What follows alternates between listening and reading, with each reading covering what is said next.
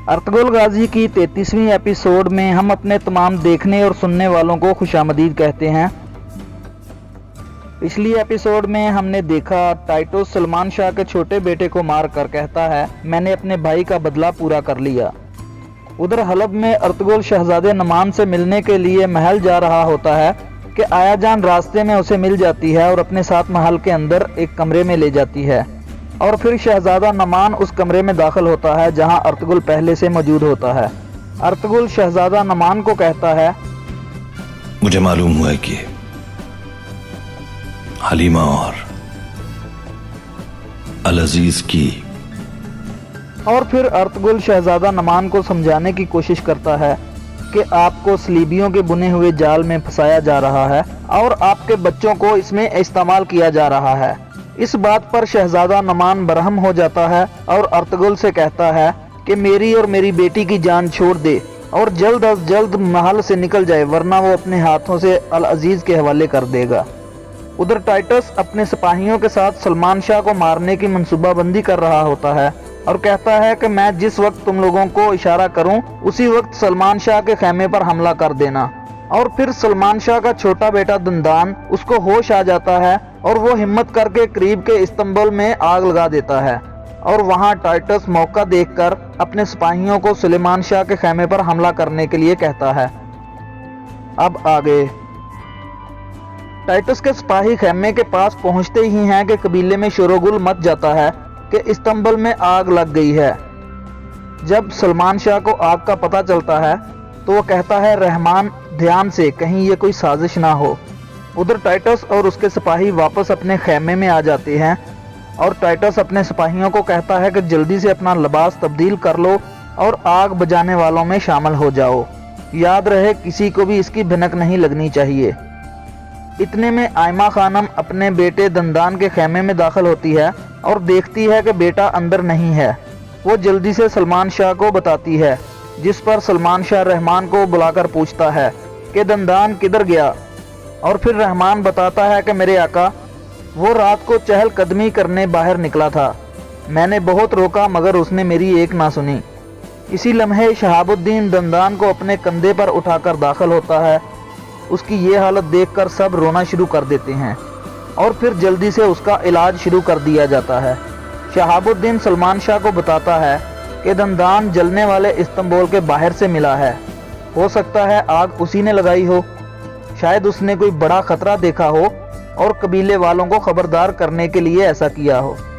इस पर सलमान शाह रहमान को बुलाता है और हुक्म देता है अबू हिशाम को मेरे पास लाओ फौरन। उधर अल परगु भागता हुआ करदोगलू के खेमे में जाता है जहां टाइटस पहले से मौजूद होता है। वो जाकर उनको आगाह करता है कि सलमान शाह अबू हिशाम यानी टाइटस को ढूंढ रहा है। करदोगलू जल्दी से अपने खेमे से बाहर जाता है और कुछ कोयले लाकर टाइटस के बदन पर लगाना शुरू कर देता है और कहता है कि सलमान शाह को बताना कि आग बुझाते वक्त तुम भी हमारे साथ मौजूद थे और मैं भी इस बात की गवाही दूंगा। चनाचा सलमान शाह के पूछने पर टाइटस ऐसा ही कहता है जिस पर सलमान शाह कहता है कि अबू हिशाम आप जल्द अज जल्द यहाँ से रवाना हो जाएं। यहाँ के हालात खतरनाक हैं और ये बात हमारे लिए अच्छी ना होगी कि हम अपने मेहमानों की हिफाजत भी ना कर सके। दूसरी तरफ तबीब जो दंदान का इलाज कर रहा होता है सब लोग उससे दंदान की सेहत के बारे में दरियाफ्त करते हैं तो वो बताता है कि दंदान अब खतरे से बाहर है।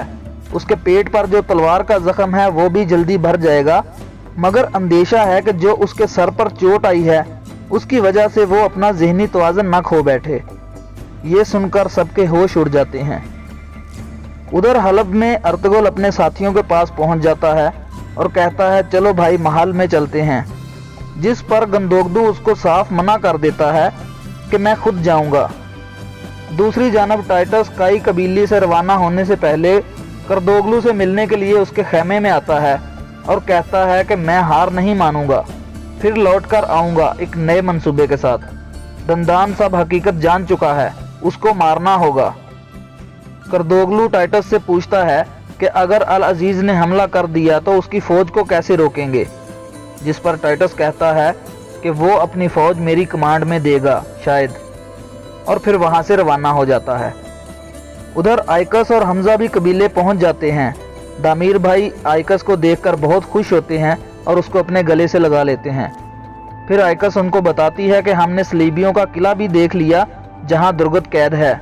मगर दामिर भाई कहते हैं चलो सारी बात सलमान शाह को बताते हैं, और फिर दोनों सलमान शाह के खेमे में आ जाते हैं, जहां आइकस सलमान शाह को सलीबियों के किले के बारे में बताती है और कहती है कि इस किले में हम किसी बड़े लश्कर के साथ दाखिल नहीं हो सकते, वहां पे हमें किसी धोखे के साथ दाखिल होना पड़ेगा।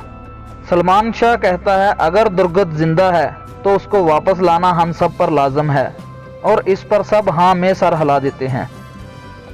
दूसरी तरफ उस्ताद आजम दुर्गत को अपनी मुट्ठी में किए जा रहा होता है और दुर्गत भी उसकी बात मानना शुरू हो जाता है, यहाँ तक कि उस्ताद आजम उसे अपना सलीबी सिपाही बनाने के सपने देखने शुरू कर देता है और उसका नाम भी तब्दील करके यहूदा रख देता है।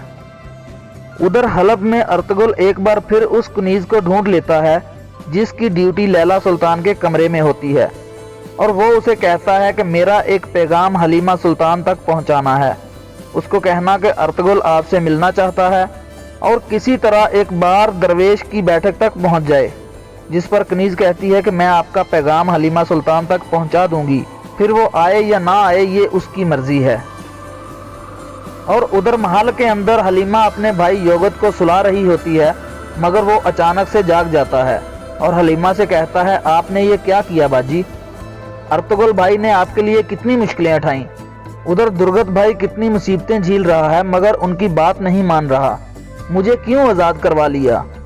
जिस पर हलीमा कहती है कि मेरी मजबूरी थी मेरे भाई, मुझे ये सब करना पड़ा आपकी वजह से और बाबा की वजह से।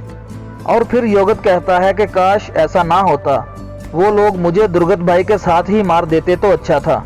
जानती हैं ये आपने क्या किया? अर्तुगरुल भाई को जीते जी मार डाला आपने। ये बात सुनकर तो हलीमा पे जैसे गश सा तारी हो जाता है और वो कमरे से बाहर निकल जाती है।